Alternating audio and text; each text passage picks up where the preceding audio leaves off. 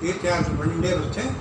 மதுரைக்கு வர, மதுரையில் மீனாட்சி சுந்தரேஸ்வரர் தரிசனம்லாம் பண்ணுறேன். அப்போ மதுரையில் திருமலை நாயக்கன் அவனுடைய ராஜ்யம் நடந்துருக்கு, அவன் ராஜாவாக இருந்துருக்கான். அவர்கிட்ட நீலகண்ட தீட்சதர் அப்படின்ற ஒரு பெரியம்மா, அவர் தான் அவர்கிட்ட மந்திரியாக இருக்கார். நீலகண்ட தீட்சதர் அவர் யாருன்னா அப்பைய தீட்சதர் கேள்விப்படுகிறார். பெரியம்மா கும்போணத்தில் இருந்தவர். அவர் இந்த விஜயேந்திர சுவாமி பீரியடில் இருந்தார். இந்த சொல்கிறேனே விஜயேந்திர சுவாமி சொல்கிறேனே, அவரும் அப்பைய தீட்சர் க்ளோஸ் ஃப்ரெண்ட்ஸ். இவர் பரம அத்வைத்தி, அவர் பரம துவைத்தி. ஆனால் 2 பேரும் க்ளோஸ் ஃப்ரெண்ட்ஸ். அவ்வளவு 2 பேரும் உட்காந்து அந்த பிலாசபியெல்லாம் உட்காந்து சர்ச்சை பண்ணுவார் 2 பேருமே. அவ்வளோ அந்த அளவுக்கு ஒரு ரொம்ப க்ளோஸ் ஃப்ரெண்ட்ஸாக 2 பேரும். அந்த அப்பைய தீட்சர் ரொம்ப பெரிய மகான். அவரை பற்றி சொல்லணும்னா அது தனி தரித்திரம். அது அப்போ ஒரு மகா சிவபக்தர். அப்பேற்பட்ட அப்பைய தீட்சருடைய பேரன் தான் இந்த நீலகண்ட தீட்சர். இந்த நீலகண்ட தீட்சர் திருமலை நாயக்கனுடைய மந்திரியாக இருந்துருக்காங்க. அந்த நாள் இப்போ நம்ம பேசின 2-3 ராஜாக்கள் பார்த்தாலே, கிருஷ்ணதேவராயர் பார்த்தோம், திருமலை நாயக்கன், ரகுநாத கோபாலன், இப்படி எல்லாரும் இந்த ராஜாக்களை பற்றி பேசும்போது பாருங்கோ, அவள்லாம் எல்லாருமே பண்டிதாளர் பக்கத்தில் வச்சுருந்தான். பெரிய பெரிய நல்ல படித்த பிராமணாள் பண்டிதாள் அவளெல்லாம் பக்கத்தில் வச்சுண்டு அவளுடைய யோசனைகளை கேட்டு அரசாட்சி பண்ணிட்டு இருந்தான். அதனால் அவளுடைய ராஜ்யங்கள் எல்லாமே நல்ல தர்மராஜ்யமாக இருந்தது. இன்றைக்கி யார் யார் பக்கத்தில் இருக்கான்னு நான் சொல்லவே வேண்டாம். எப்பேற்பட்ட ஆட்சி நடந்துருக்கு தமிழ்நாட்டில் தான். முக்கியமாக யார் யார் பக்கத்தில் வச்சுருக்காங்களோ அதுக்கேற்ற மாதிரிலாம் ஆட்சின்னு இருக்கும். பேய்களின் ஆட்சிகளில் பிணந்திலும் சாத்திரங்கள் பாருங்கள். அந்த மாதிரி பக்கத்தில் யார் இருக்காளோ அவளை பொறுத்து தான் நம்ம இது அமையும். அதுபோல் அந்த காலத்து ராஜாக்கள்லாம் இந்த மாதிரி சுத்தமான பண்டிதான பெரிய மகான்களை பக்கத்தில் வச்சுருந்தான். அவள் தங்களுடைய அனுஷ்டானங்களையும் பண்ணிட்டு, ராஜாவுக்கும் உபதேசங்கள் பண்ணிட்டு, ராஜகாரியங்களையும் பண்ணிட்டு அப்படி இருந்திருக்கான். அதுபோல் நீலகண்ட தீட்சதர் அந்த காலத்தில், அதே போல் கோவிந்த தீட்சதர்னு சொல்லிருக்கார். அவரு தான் நம்ம கோவிந்தபுரம் நிர்மாணம் ஆக்கியே காரணம். அந்த மாதிரி கோவிந்த தீட்சதர், இதுபோல் இப்போ நீலகண்ட தீட்சதர் இவரெல்லாம் இருக்கான். நீலகண்ட தீட்சதர் ஏற்கனவே ராகவேந்திர சுவாமிகளை பற்றி நிறைய கேள்விப்பட்டிருக்கார். ஸோ அப்பேற்பட்ட వ్యక్తి மதுரைக்கு வரார் அப்படின்னு அவருக்கு ரொம்ப சந்தோஷமாயிடுச்சு. இத்தனைக்கும் இப்போ கொஞ்சம் முன்னாடி சொன்ன மாதிரி அவர் பரம துவைத்தி, இவர் துவைத்தி. கரெக்டாக ஆப்போசிட் பிலாசபி, 2 பிலாசபியுமே. ஆனால் அவள் அந்த பாண்டித்யத்தை தான் அங்கே மதிப்பு கொடுத்தான். இந்த பாண்டித்யத்துக்கும் அதை சொல்கிற விதத்துக்கும் அதுக்கு தான் மரியாதை கொடுத்தாலே ஒழிய பிலாசபி ரீதியாக அவளுடைய லைனில் அவள் தான் இருந்துருந்தான். அதனால் அதுதான் மெச்சூரிட்டிங்கிறது. அந்த பாண்டித்யங்கிறது அந்த மெச்சூரிட்டியை கொடுக்குறது. இல்லாட்டா வேறு வேறு சட்டை போட்டுருப்பான். அந்த மாதிரி இல்லாமல் 2 பேரும் ஒருத்தர் கற்றோரே காமுடுவர் அப்படின்பார் திருவள்ளுவர். அந்த மாதிரி படித்தவாளுக்கு தான் பிடிக்கும். அது பிலாசபி வேறையாக இருக்கலாம். ஆனால் அந்த சொல்கிற விதம், அதனுடைய அழகு, அதெல்லாம் தான் அவளுக்கு ரொம்ப இது. அதே போல் நீலகண்ட தீட்சத்துக்கு ரொம்ப ராகவேந்திர சுவாமி வராமலே ரொம்ப சந்தோஷமாயிடுச்சு. அவர் வந்தவுடனே ராஜாட்ட சொல்லி பெரிய மகான் வரார் அப்படின்னு சொல்லி அவருக்கு ராஜ மரியாதையோடு அந்த மதுரைக்குள்ளே அவருக்கு வரவேற்பெல்லாம் கொடுக்குறார். வரவேற்பெல்லாம் கொடுத்து கொஞ்ச நாள் மதுரையில் தங்கியிருக்கார். அப்போ நீலகண்ட தீட்சரும் ராகவேந்திர சுவாமிகளும் 2 பேரும் தினம் உட்காந்து சர்ச்சைகள்லாம் பண்ணுவான். அதனுடைய விஷயங்களெல்லாம், வேதாந்த விஷயங்கள்லாம் பேசி ரொம்ப சந்தோஷப்படுவான். அப்போ அவர் என்ன பண்ணார், ராகவேந்திர சுவாமிகள் ஒரு ஷார்ட் பீரியடில் ஒரு பாட்ட சங்கிரகம் அப்படின்னு ஒரு கிரந்தம் அதை ரச்சனை பண்ணி நீலகண்ட தீட்சருக்கு கொடுக்குறார். அவர் அவருடைய குழாமெல்லாம் சேர்ந்து உட்காந்து அந்த கிரந்தத்தை படித்து ஆராய்ச்சி பண்ணி அதில் இருக்கிற அழகு, அதில் இருக்கிற அந்த சௌந்தரியம், அந்த சொல்லப்பட்ட விஷயங்களுடைய காம்பீரியம், இதெல்லாம் பார்த்து ரொம்ப ஆச்சரியப்படுறார். அதனால் அவர் என்ன பண்ணுறார், அதுக்கு அவ்வளவு ஒரு பிரமாதமான கிரந்தம் எழுதியிருக்காரு அப்படின்ட்டு அந்த ராஜாட்ட சொல்லி, திருமலை நாயக்கிட்ட சொல்லி பட்டத்து யானையை வாங்கி அது மேலே இந்த கிரந்தத்தை வச்சு பட்ட பிரவேசம் பண்ணார் மதுரை முழுக்க. அந்த கிரந்தத்துக்கு அவ்வளோ மரியாதை கொடுக்குறார். ராகவேந்திர சுவாமி பண்ண கிரந்தத்துக்கு அவ்வளோ மரியாதை கொடுக்குறார். பட்ட பிரவேசம், அந்த கிரந்தத்தை அப்படி பட்ட பிரவேசம் பண்ணி கொண்டு வரார். அப்போது அவருடைய ராகவேந்திர சுவாமியுடைய பூர்வாசிரம அக்கா கத்திம்பேர்லாம் அங்கே தானே இருக்கா, அந்த இவருடைய பையன்லாம் அங்கே தான் இருக்கா. அவள்லாம் அந்த ஊர்வலத்தை பார்த்து ரொம்ப சந்தோஷப்படுறா. அவள்லாம் அதுக்கப்புறம் ராகவேந்திர சுவாமிகள் மதுரையை விட்டு புறப்படுறார். நீலகண்ட தீட்சர் அவருக்கு மனசே கிடையாது, இங்கே ரொம்ப நாள் இருக்கணுங்கிறா. இல்லை, நான் புறப்படணும் அப்படின்னு விட்டு அங்கேருந்து தீர்த்த யாத்திரை புறப்பட்டு உடுப்பி க்ஷேத்திரத்துக்கு போய் சேர்ந்தோம். இப்போது உடுப்பி க்ஷேத்திரத்தில் எல்லாரும் நாம் ஏற்கனவே இதில் சொல்லியிருக்கோம். உடுப்பி க்ஷேத்திரத்தில் கிருஷ்ண பகவானை மத்வாச்சாரியால் வந்து அந்த சமுத்திரத்தில் வந்து கோபிச்சந்திரன் கட்டிலேருந்து வந்த கிருஷ்ணன், அந்த கிருஷ்ணன் அங்கே பிரதிஷ்டை பண்ணியிருக்கார் உடுப்பி க்ஷேத்திரத்தில். இந்த உடுப்பி க்ஷேத்திரம் அருமையான ஒரு சாநித்தியம் உள்ள இடம். இன்றைக்கும் நம்ம போனோம்னா அந்த உடுப்பி க்ஷேத்திரமாகட்டும், இந்த சிருங்கேரி ஆகட்டும், அந்த ரெண்டு இடத்துலையும் போயிட்டோம்னா அங்கே விட்டு வரத்துக்கு மனசே வராது.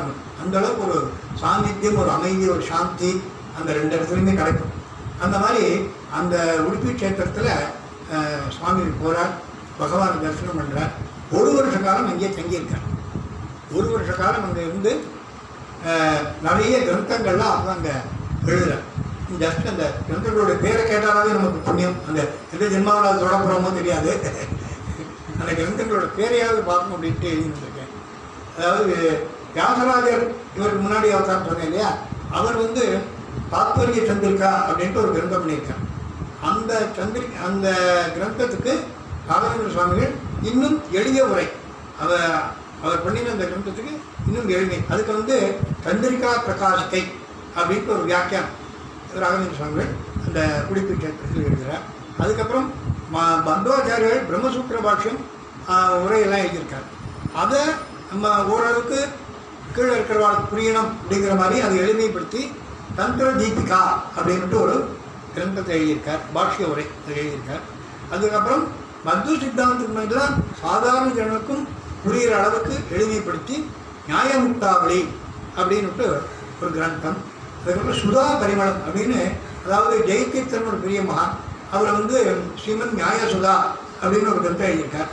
அந்த கிரந்தத்தை படித்தா தான் வந்து மத்வாச்சாரியோட கிரந்தங்கள்லாம் புரியும். அந்த அளவுக்கு அது நம்ம எப்படி திருக்குறளுக்கு வந்து பரிமேலழகர் உரை சொல்கிறோம் இல்லையா, அந்த மாதிரி அந்த உரையை படித்தாதான் அது மூலம் புரியும் நமக்கு. அந்த நியாய சுதாவுக்கு ராகவேந்திர சுவாமிகள் சுதா பரிமளம் அப்படின்ட்டு ஒரு தண்டை. அதனால் வந்து அவருக்கு பரிமளாச்சாரியார் அப்படின்னு ஒரு பேர் உண்டு.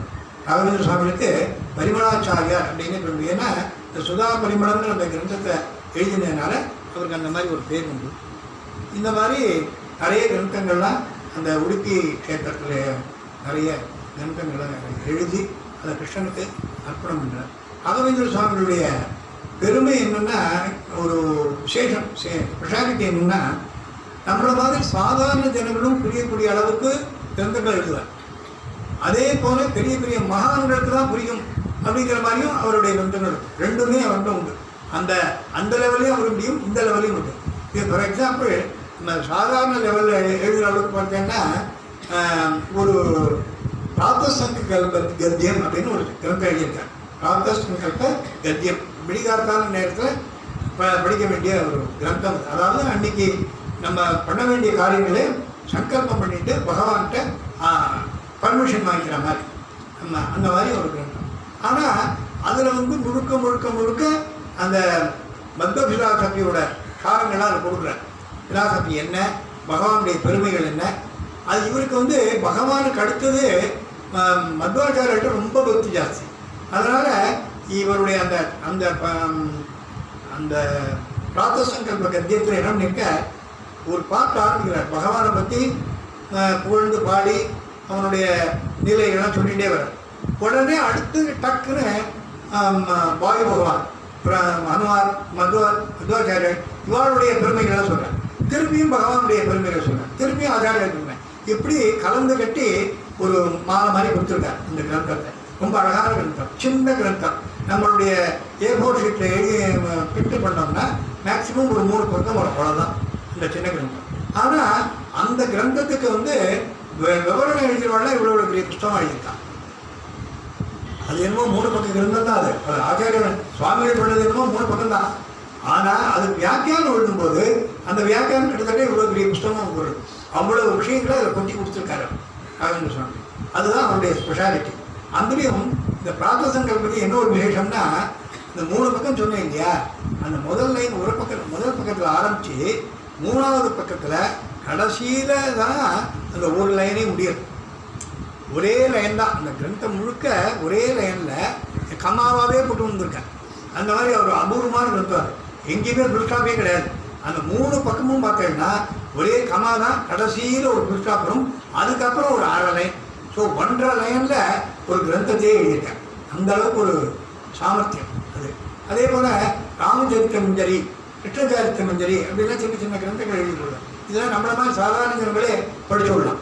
இதில் வந்து ரொம்ப அந்த சின்ன ஒரு 15-20 ஸ்லோகம் தான் இருக்கும் மனசுலையும்.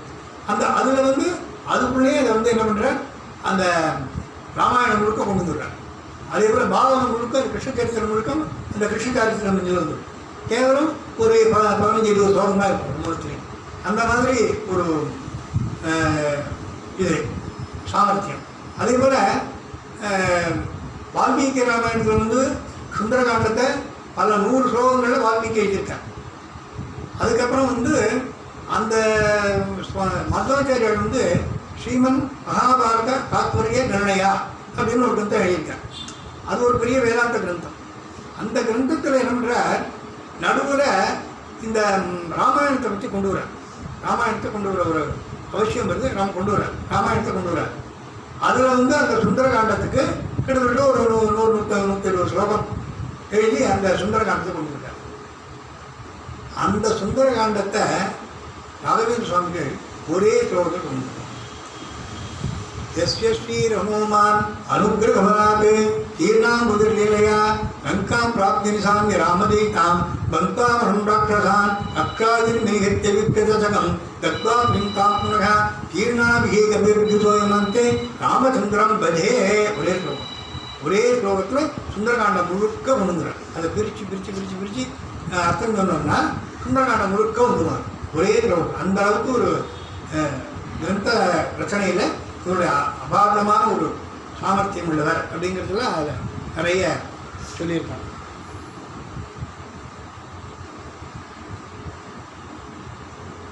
அப்படியே அந்த தீர்த்த யாத்திரை கண்டத்தில் வந்துட்டு இருக்கும்போது கிரீட்டகிரி அப்படின்னு ஒரு ஊர், சின்ன கிராமம், அது எங்கே இருக்குன்னு தெரியல. அந்த கிரீட்டகிரின்ற அந்த ஊருக்கு வரார். அந்த சின்ன கிராமம், அந்த கிராமத்தில் வந்து வெங்கட தேசாய் அப்படின்னு ஒருத்தர் இருக்கார். அவர் தான் வந்து அந்த கிராம தலைவர். அந்த கிராம தலைவர்னா அந்த கிராமமே அவருக்கு சொந்தமாக இருக்கும். அங்கே இருக்கிற அத்தனை நிலப்பரப்புக்கும் அவர் தான் அதிகாரி. அங்கே இருக்கிறவாள்லாம் வந்து அந்த நிலப்பரப்பில் வேலை செஞ்சுட்டு அவர்கிட்ட பணம் வாங்கிட்டு வாழ்க்கையை நடத்திட்டு இருக்கான். எல்லாருமே வந்து அவர் என்ன சொல்கிறாரோ அது அப்படியே சொல்லுவோம். அவர் ஒருத்தர் தான் தலைவர். அங்கே வெங்கட தேசாய்னு பேர். ரொம்ப நல்ல மனுஷன். அவருடைய பத்தினி, அவருக்கு 2 பேருக்கும் நிறைய பகவான பக்தி ஜாஸ்தி, தான தர்மங்கள்லாம் பண்ணுறது, ஆராதனைகள்லாம் பண்ணுறது, அப்படி நிறைய பண்ணிட்டு இருக்கா அந்த வெங்கட தேசாய். அப்பேற்பட்ட அந்த கிராமத்துக்கு இந்த நம்ம ராகவேந்திர சுவாமிகள் அது வழியாக வரா அப்படின்னு தெரிஞ்ச உடனே வெங்கட தேசாய் கேள்விப்பட்டிருக்காரு ஏற்கனவே ராகவேந்திர. இப்போ இந்த ஸ்டேஜில் வந்து சுவாமியுடைய பெருமை வந்து அநேகமாக எல்லா இடத்துலையும் பரவிருக்கு. அதனால் எல்லா இடத்துலையும் அவர் போகும்போதெல்லாம் அந்தந்த கிராமத்தில் அவருக்கு கூப்பிட்டு அவருக்கு நிறைய உபச்சாரங்கள்லாம் பண்ணி அவருக்கு பூஜை பண்ணுறதுக்கான வசதிகள்லாம் பண்ணி கொடுத்து எல்லாம் பண்ணுறான். அதை போல் இங்கே வந்து நம்ம ராகவேந்திர சுவாமிகள் அந்த கிராமத்துக்கு வந்து வரார். வரும்போது இவர் வெங்கட என்ன பண்ணுறார், ஜனங்கள்கிட்ட சொல்லி ஊரெல்லாம் நல்லா அழகாக அலங்காரம் பண்ணணும், நல்ல வரவேற்பு கொடுக்கணும் சுவாமிகளுக்கு அப்படின்ட்டு அவர் வரும்போது ஊர் எல்லைக்கே போய் பூர்ணகும்பெல்லாம் கொடுத்து அவரை வரவேற்று அவருக்கு அவர் தன் வீட்டிலேயே எல்லா வசதியும் பண்ணி கொடுத்து பூஜைக்கான ஏற்பாடுகள்லாம் பண்ணுறார். அந்த மறுநாளைக்கு அங்கே பூஜை நடக்க போகிறது. அதுக்காக ஊர் முழுக்க அங்கே தான் சாப்பாடு, அன்றைக்கி அவர் ஆபாரத்தில் தான் சாப்பாடு. அந்த மாதிரி ஏற்பாடெல்லாம் பண்ணி பிரமாதமாக விழாவாக நல்லா நடந்துட்டுருக்கு. அவர் தேசாயம் ஒரு மணிக்கு சுற்றி வந்து எல்லா ஏற்பாடையும் பார்த்துட்டு எல்லாம் பார்த்துட்டுருக்கா. சமையலில் அங்கே நிறைய விதவிதமாக சமையல்லாம் சமைச்சிட்ருக்கா. அது மாம்பழ சீசனாக இருக்கும். அதனால் வந்து மாம்பழ ரசம் ஒரு ஸ்பெஷாலிட்டியாக அதில் ஒரு டிஷ் பண்ணி ஒரு பெரிய அண்டா நிறைய வச்சுருக்கான். இந்த தேசாய்க்கு வந்து ஒரு 5 வயசு குழந்தை ஒன்று உண்டு. அந்த குழந்தை ரூமில் தூங்கிட்டு இருக்கு. இவன் எல்லோரும் பிஸியாக இருந்துருக்கான், வேலையில் பிஸியாக இருந்துருக்கு. அப்போ என்ன ஆச்சு, இந்த குழந்தை திடீர்னு தூக்கத்துலேருந்து எழுந்து தூக்க கலக்கத்தில் அப்படியே நடந்துகிட்டே போய் சமையல் ஒழுக்கு வந்துருக்கு. சமையல் ஒழுக்கு வந்து எது ஏறி அப்படி இப்படிமா விளையாடிட்டு அந்த மாம்பழ ரசம் இருக்கிற அந்த அண்டாரம் குழந்தை உள்ளே விழுந்துடுச்சு. அதுக்கப்புறம் இந்த தேசாய் ஒய்ஃப் என்ன பண்ணுறா, குழந்தைய காணமின்னு தேடிகிட்டே வரான். தேடிகிட்டே வந்தால் இன்னும் புரியல, அவருக்கு சமையல் வீட்டு வரா. சமையல் வீட்டுக்கு வந்து அங்கே வந்து அந்த மாம்பழ ரசத்துலேருந்து ஏதோ உப்பளிக்கிறது அப்படி இந்த பபிள்ஸ் வந்துட்டு இருக்கு. உங்களுக்கு ஒன்றும் புரியல ஏன் அது இப்படி உள்ள போய் பார்க்குறா ஏதோ குழந்தையோட அசைவெல்லாம் தெரியுது. எடுத்து பார்த்தா அந்த குழந்தைக்கு பிராணம் இருக்கு. உங்களுக்கு ஒன்றும் புரியவே இல்லை, என்ன பண்ணுறதுன்னே தெரியல. அங்கே சுவாமிகள் பூஜை நடந்துட்டுருக்கு, இங்கே குழந்தை செத்துப்படுத்து நம்ம தீட்டு என்ன பண்ணுறது. இப்போ அவள் கவனிச்சுட்டு தான் இங்கே இது ஒன்றுமா ஒன்றும் புரியல. துக்கம் வேறு தொகையை அடைக்கிறது. இருந்திருந்து ரொம்ப வருஷம் கழிச்சு பிறந்த குழந்தை. அந்த குழந்தைய கொண்டு போய் ரூமில் போட்டு படுக்க வச்சுட்டு தேசாயை கூப்பிட்டு தனியாக ரூம் வச்சுட்டு காட்டி இது பண்ணுறான். நம்ம 2 பேரும் ரொம்ப அழகாக துக்கத்தை தாங்க முடியல. அப்புறம் ஒரு வழியாக சமாதானம் பண்ணிவிட்டு இந்த ரூமை பூட்டிட்டு சுவாமிகள் போனாவுக்கு நம்ம பாக்கி காரியம் பார்த்துக்கலாம் அப்படின்ட்டு இப்போ போய் திரும்பி ஸ்நானம் பண்ணி வேறு வஸ்திரங்கள்லாம் கட்டிட்டு அந்த பூஜைக்கு வந்துடலாம். பூஜையெல்லாம் முடியறது. சுவாமிகள் எல்லாருக்கும் தீர்த்தம் கொடுத்துட்டே வரேன். தீர்த்தம் கொடுத்துட்டே வச்சு இப்போ தேசாய்க்கும் அவரோட ஒய்ஃபுக்கும் கொடுக்க வரேன். பார்த்தா அவருடைய முகத்திலேயே அந்த இது தெரியுது, துக்கம் தெரியுது. என்ன அப்படிங்கிற ஒன்றும் இல்லை சுவாமி. சரி எங்கே நீங்கள் 2 பேரும் கேள்வி குழந்தைய காணுமே, அவனுக்கு தீர்த்தம் கொடுக்க வேண்டாமா நானே அப்படிங்கிற. உடனே குழந்தைய ஞாபகம் பிடிச்சோடனே அவள் 2 பேருக்கும் பீரிட்டு அழுக வந்துடுறது. துக்கம் தாங்க முடியல. அப்படியே காலில் வந்து சரணாகி பண்ணி கேட்குறா. இது போல் சொல்கிறான். இதை போல் குழந்தை இதாகிடுச்சு. குழந்தையா அதெல்லாம் சாகலாம் ஒன்றும் இல்லை, நீங்கள் சொன்ன அனாவசியமாக ஏதாவது வச்சுருக்காங்க, குழந்தைய ஐஷ்ணு வரணும் அப்படிங்கிற.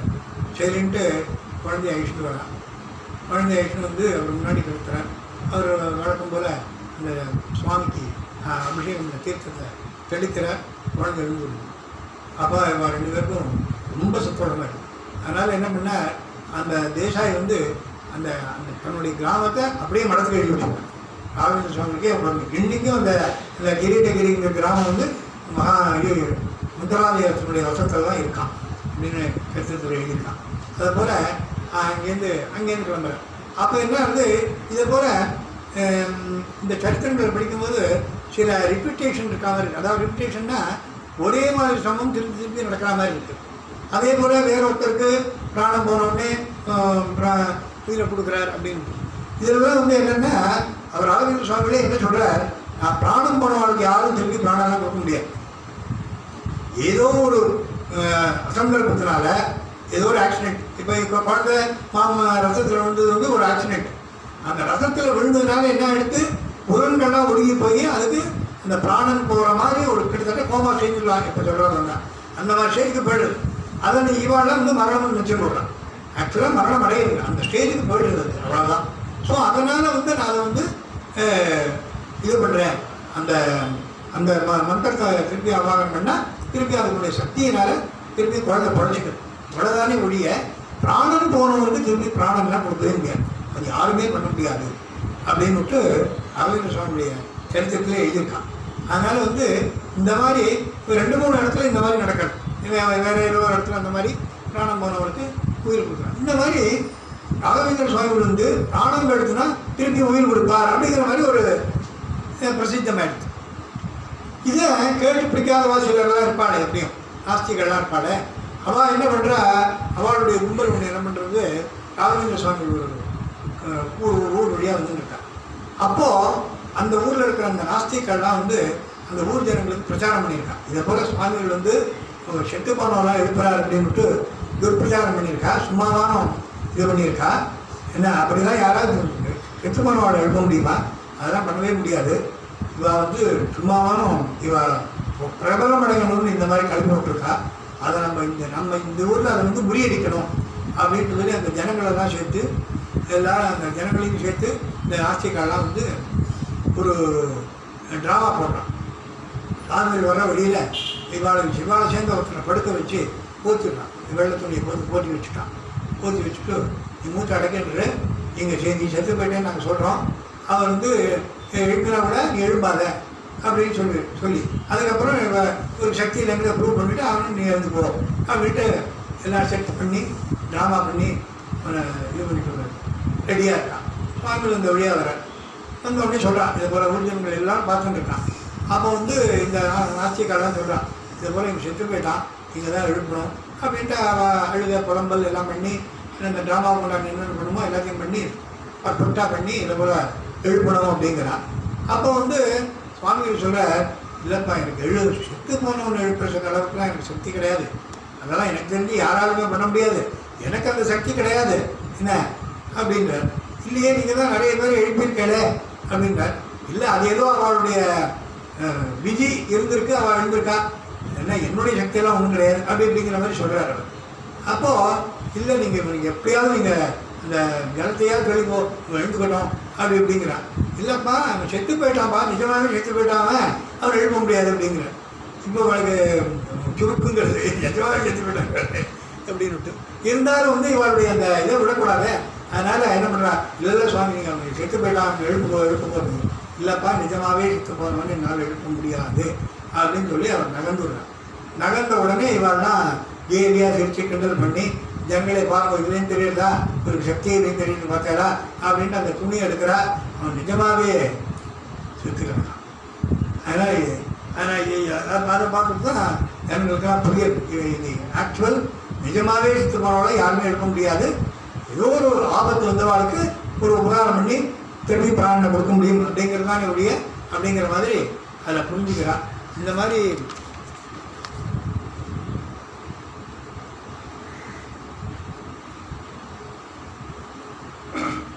அதுக்கப்புறம் வந்து இந்த இது வந்து ஒரு லீலை இருக்குது, அதை சொல்லி முடிச்சிடறேன் சும்மா. அதுக்கப்புறம் அடுத்த வாரம் திரும்பி இது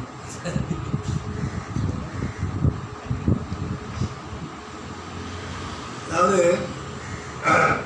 நம்ம வந்து சாதாரணமாக அனுஷ்டானங்கள்லாம் பண்ணிட்டு இருக்கோம். இந்த அனுஷ்டானங்களுடைய தாற்பயங்கள் சில இடத்துல டீவியேஷன்லாம் இருக்கும், அதெல்லாம் புரிஞ்சுட்டு பண்ணணும்.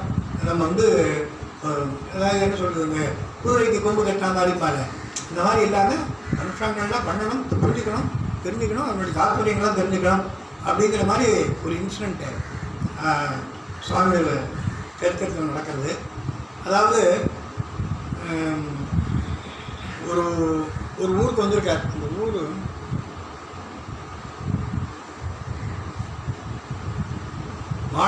மாணவிங்கிற ஊர். அங்கே ஒரு ஆஞ்சநேயர் கோயில் இருக்குது. அந்த ஆஞ்சநேயர் கோயிலில் அவர் தங்கியிருக்கார். தங்கியிருந்து பூஜையெல்லாம் பண்ணிகிட்டு இருக்கார் அங்கே. அப்போது ஒரு நாள் வெளியில் வந்து இப்படி உட்காந்துருக்கும்போது தூரத்தில் பார்க்குறார், அந்த இதுக்கிட்ட ஒரு தூண்கிட்ட ஒருத்தன் நின்று இருக்கான். அவன் வந்து பஞ்சமன் புலையன் நின்றுட்டு இருக்கான். அங்கேருந்து பார்த்துட்டு இருக்கான். சுவாமிகள் இங்கேருந்து அவனை பார்க்குறாரு.